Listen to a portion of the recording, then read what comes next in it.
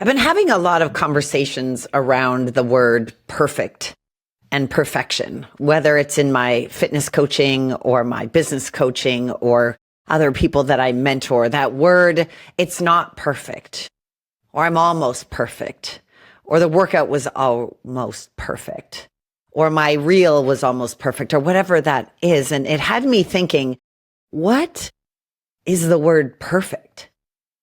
Because it's this carrot, this ever elusive thing that people seem to chase, this perfect body, perfect marriage, perfect mindset, perfect yoga, perfect casserole. Do people make casseroles still? I don't know. But what is perfect? It is so subjective. What I may think is a perfect day may be your most horrible day. What you might think is a perfect sunset, I might not think so. He might think that's a perfect trip. She might not.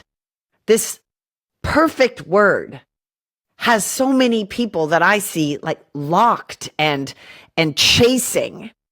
And life isn't about perfection.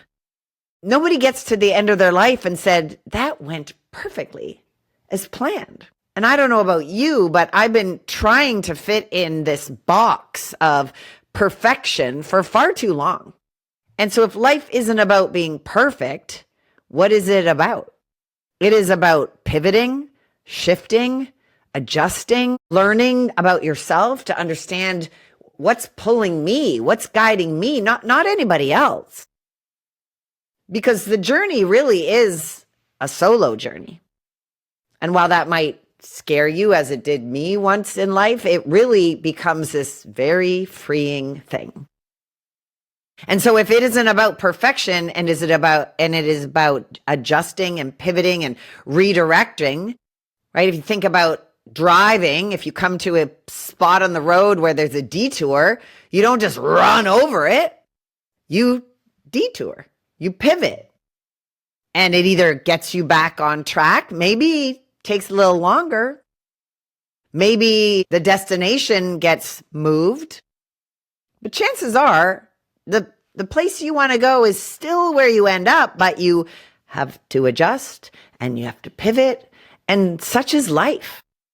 And this is so much why I call life an expedition and not a journey, because a journey seems so like we're going on a journey, la la la, but an expedition is like, there's going to be some hard-ish. There's going to be some holes. There's going to be some rocks. There's going to be some rushing rapids. There's going to be times you want to turn around and run back the other freaking way.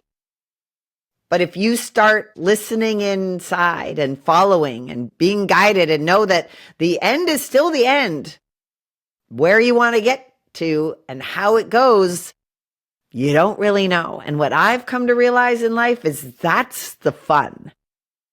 Because maybe it's my age. There's less and less things that are unknown. So understanding that I know where I'm going to be. I have a vague idea or a very clear idea of things in my future, but I don't know the steps that it's going to take to get there.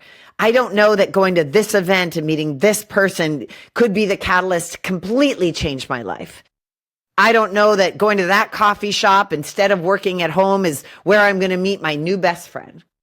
I don't know that going on that trip and sitting beside somebody at the airport or on the plane could be the next most valuable person for my life. We just don't know.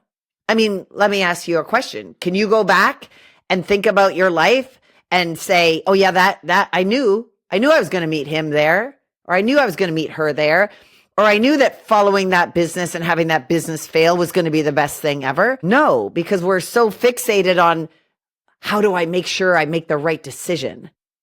And so the right decision is in moving. The right decision is in following something. And if it doesn't feel good anymore, then adjusting and pivoting and figuring out the next step. And the only regret I see in life is not about not doing things right. What is right? It's in not moving forward at all. Because nothing is forever, the good times and the bad times. And if we are still here with the ability to listen to this or see this or to have conversations and move forward in some capacity, then maybe that's what the definition of perfect can be.